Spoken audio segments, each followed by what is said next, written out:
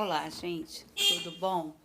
Olha só, hoje nós vamos ter aula de história, mesmo com conteúdo de matemática sem terminar.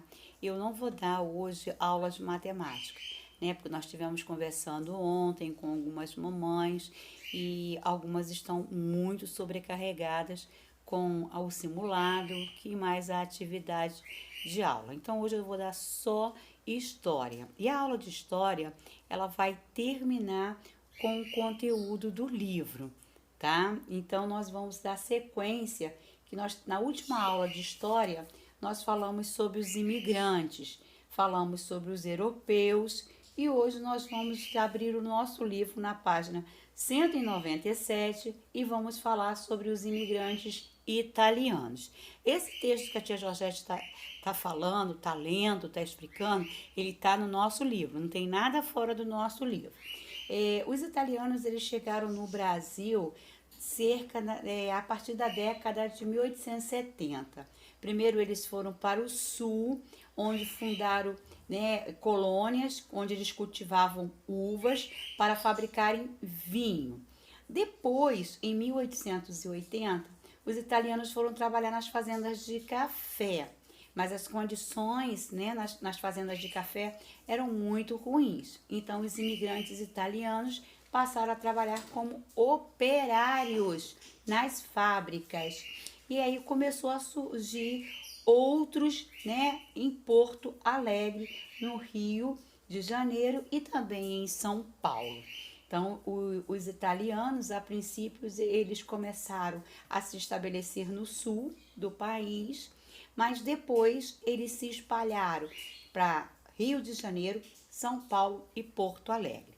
Primeiro também eles começaram a cultivar uvas, mas depois eles foram trabalhar nas fazendas de café e mais tarde também eles foram trabalhar nas fábricas. Logo depois, os japoneses chegaram em 1908. Eles chegaram ao Brasil, tá?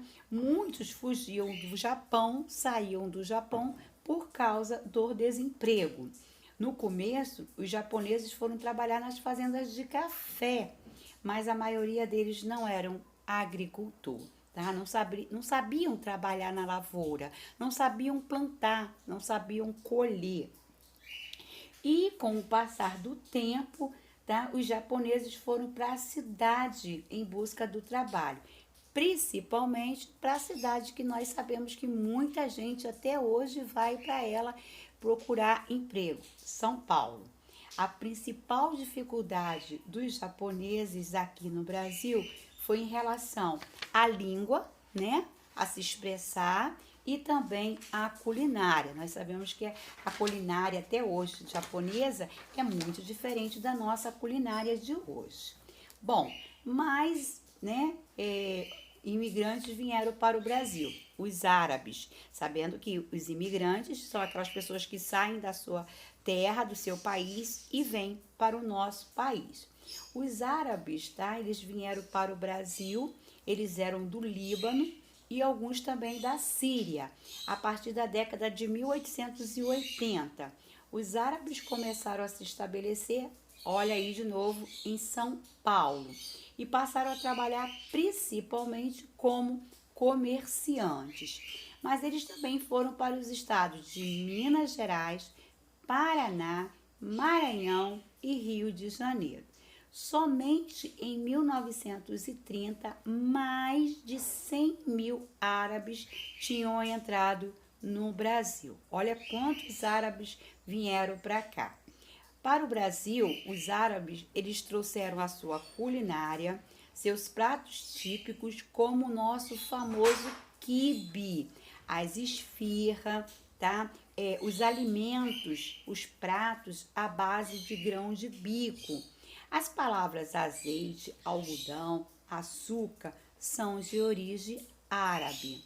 Além da Síria e o Líbano, vieram também imigrantes da Turquia, do Iraque, da Argélia, dos Marrocos e também do Egito.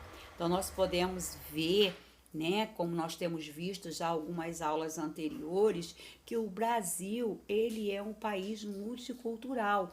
Olha quantas coisas nós herdamos dos imigrantes, né? Quantas coisas na culinária, na maneira de vestir, na maneira de falar, nos modelos de casas, nós herdamos dos imigrantes. E na página 199, nós vamos falar sobre a religião. O que os imigrantes trouxeram lá de outros países para nós, né, para o povo brasileiro.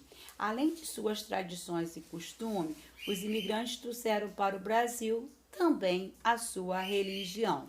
Os italianos, eles eram católicos, muito devotos, né? Eles tinham o hábito de pendurar a imagem de santo nas paredes e usavam também o crucifixo. Os alemães trouxeram para cá a fé luterana, protestante, hoje chamada de evangélicos, né? Então, a religião evangélica, ela veio para nós como herança dos alemães e principalmente para as vilas e para as cidades do sul do Brasil. Os japoneses, né, eles trouxeram a influência da filosofia, do budismo, e eles também construíram de vários templos em várias cidades brasileiras. Os árabes trouxeram a fé muçulmana, mas mesmo assim muitos se converteram ao catolicismo.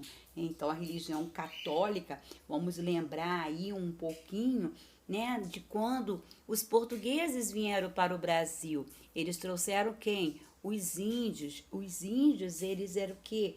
Catequizar os índios, né? Os portugueses, eles tinham o intuito de catequizar os índios, ensinar os índios uma religião, porque os índios, eles tinham várias religiões. E aí no nosso livro, na página 199, nós temos a imagem de uma mesquita muçulmana, né, no Foz do Iguaçu, no Paraná. Nós temos a Igreja do Espírito Santo em Blumenau, Santa Catarina. Nós temos também um templo Zulai em Cotia, São Paulo. São templos, né, de religiões que nós herdamos dos imigrantes.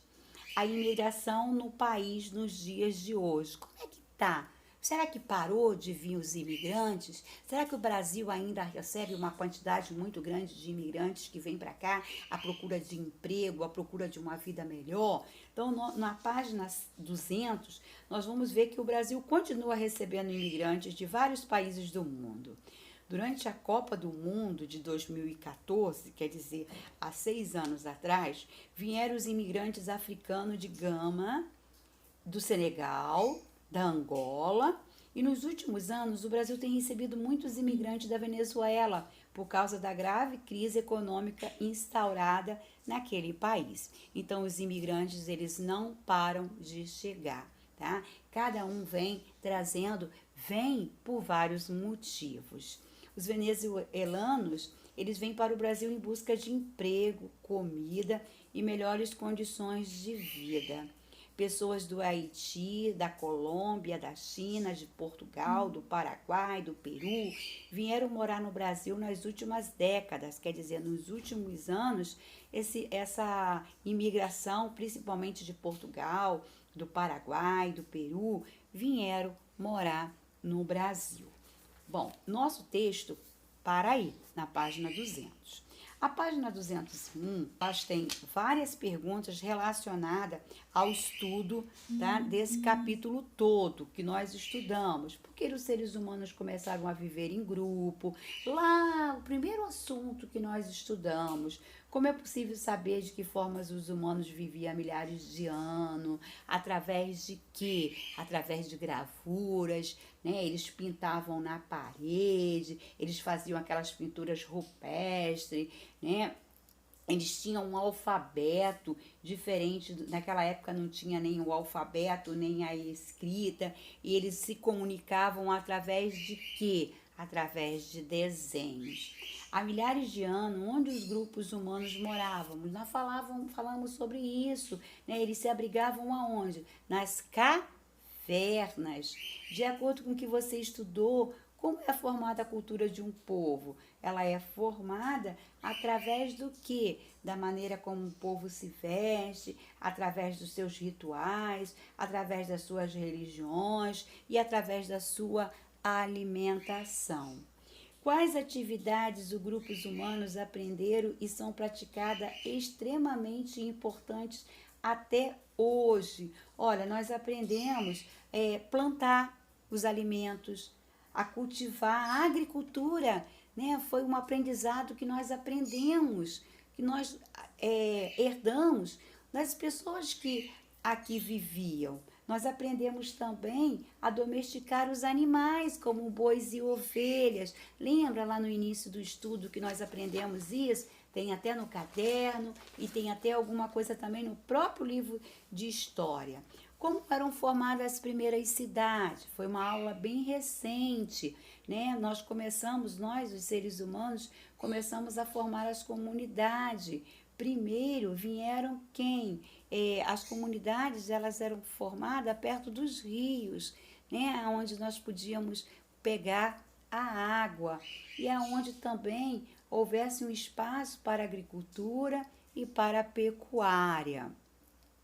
Além da prática da agricultura e da pecuária, quais outros elementos foram importantes na formação das cidades? Foram o comércio, lembra? Eles precisavam do comércio, precisava ter a religião e também a cultura.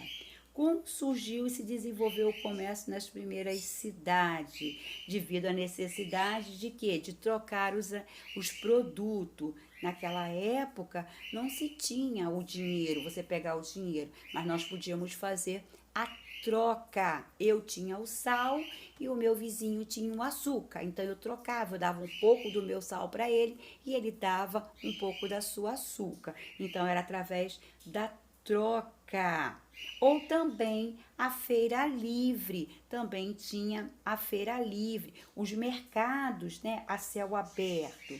Quais foram os povos indígenas mais antigos das Américas? Era quem? Os Maia. Os maias eram os mais antigos, os astecas e os incas. Esses três povos indígenas. Como viviam os grupos indígenas brasileiros quando os portugueses chegaram ao Brasil em 1500? Eles viviam o quê? Organizados nas suas tribos, nas suas comunidades. Cada um tinha os seus costumes, cada tribo tinha os seus costumes, suas tradições, né? As suas tradições eram passadas de geração para geração. A página 203, tá? Ela é todinha resposta pessoal. A página 204, nós temos também a continuação. Lembrando, queridos, que tudo está no texto, tá? Tudo está no texto. Tia José, são várias perguntas muito cansativas. Façam devagar. Não precisa fazer tudo hoje. Pode fazer devagar. Eu quero de coração recolher os livros, mas eu não vou recolher agora. A nossa aula de história fica por aqui. Papai do Céu abençoe a todos vocês. E eu quero deixar um carinho, um abraço muito especial para todas as mamães. Domingo é o dia de vocês. Que Papai do Céu abençoe a vida de cada um de vocês, dando força, dando sabedoria, que vocês possam ter muita saúde para que vocês possam criar os seus filhos. Que Papai do Céu ilumine a vida de vocês. Que vocês tenham um domingo abençoado. É o desejo do meu coração para todas. Beijo.